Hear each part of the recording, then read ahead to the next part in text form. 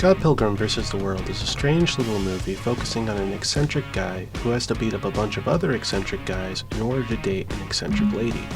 Every time I show someone the movie, there is usually at least one scene that sticks with them by the time it's over.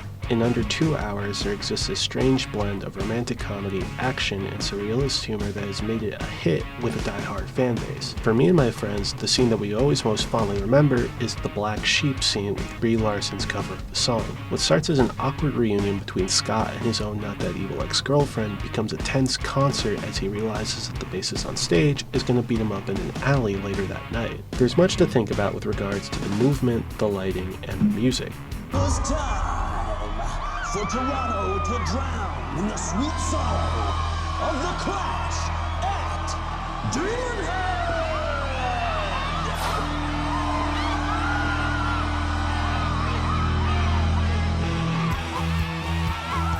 That guy on bass? Oh, yeah? That's Todd. I know! Oh, yeah? You know? Oh, yeah! Oh, no. Hello again, friend of a friend. I knew you were. Our common goal was waiting for the world to end. Now that the truth is just a rule that you command, you crack the whip, shape shift and trick the past again. Send you my love on the wire, lift you up every time, everyone pulls away from you.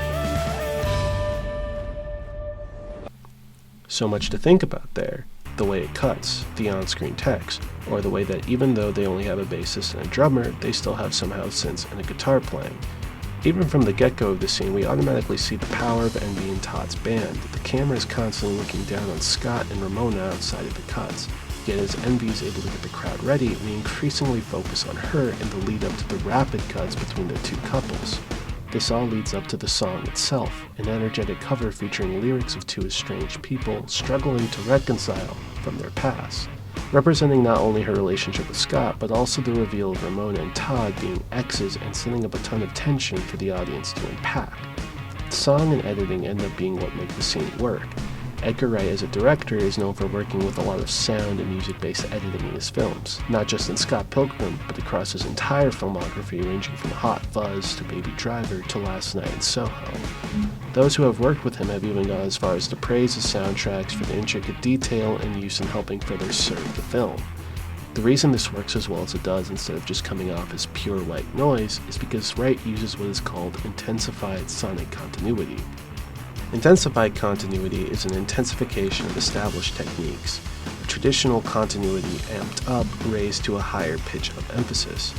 Essentially, Wright uses sound and stylized editing on top of already established techniques to push the film further, allowing the audience to be further engrossed in the narrative.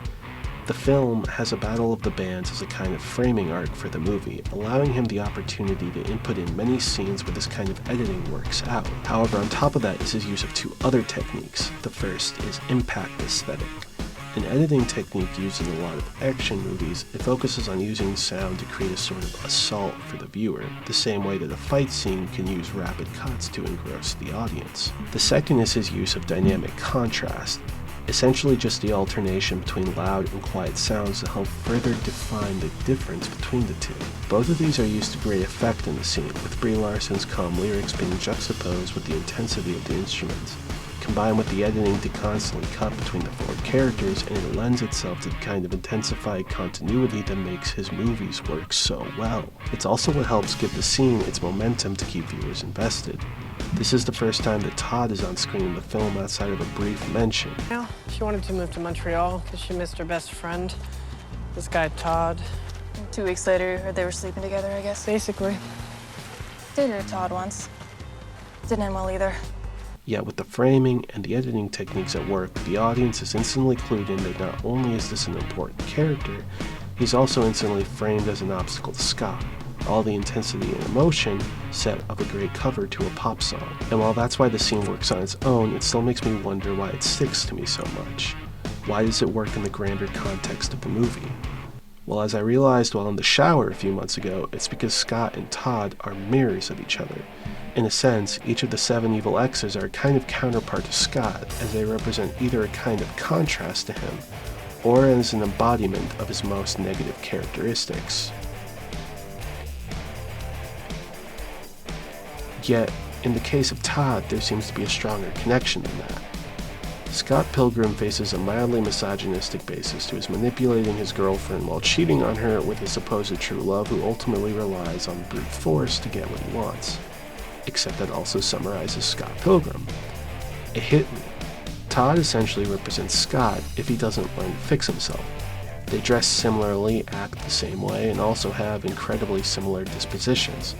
The only outright difference between the two is that while Todd is a commercially successful bassist whose veganism blesses him with psychic powers, Scott is part of a ragtag garage band who has to rely on his awkward Canadian martial arts to get by.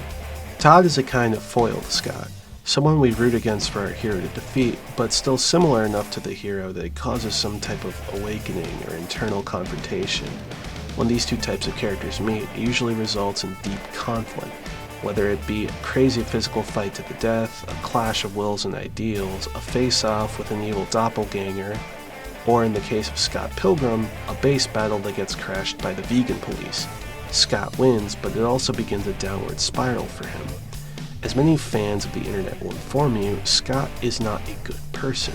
He is a very, very, very flawed character, yet it's also what makes the movie work. Film critic David Bordwell, in an analysis of film history, writes that it's part of why some movies work. Getting to watch a character grow over time helps keep a viewer invested, and in essence, that's a major part of what Scott Pilgrim is all about. Just as much as Scott Pilgrim is about him trying to make his relationship with Ramona work, it's also about him trying to get his life together.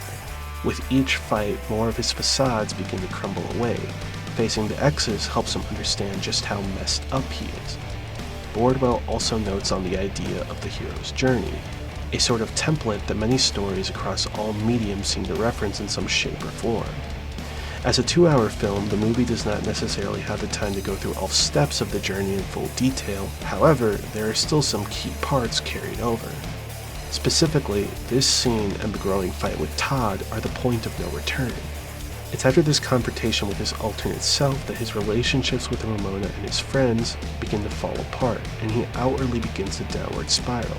It's what causes his deepest self-reflections, and ultimately allows him to face the rest of the exes and actualize as a person. This is all capped off with his confrontation with Nega Scott, his complete opposite. They have this incredible French toast with like bananas on it, and you get bacon on the side. I'm liking that, yeah. Oh, let's do it next week. Yeah, cool. Yeah, all right, be good, yeah. Hey. What happened? Oh, nothing, we just shot the shit. He's just a really nice guy. We're gonna get brunch next week. We actually have a lot in common. By this point, his arc has come to a close. By facing his counterparts, he forces himself to grow as a person. As a result, the audience not only gets to see him complete his character arc, but he also secures not only his new relationship status, but his future as a non-shitty human being. It's a satisfying journey, but a big part of the reason it manages to work so well is because of these key moments. Without a point of no return like this, it doesn't end up being pulled off nearly as well. As a result, one of the linchpins of the movie ends up being a perfect little 90-second concert that my friends and I still sing to each other randomly when we hang out.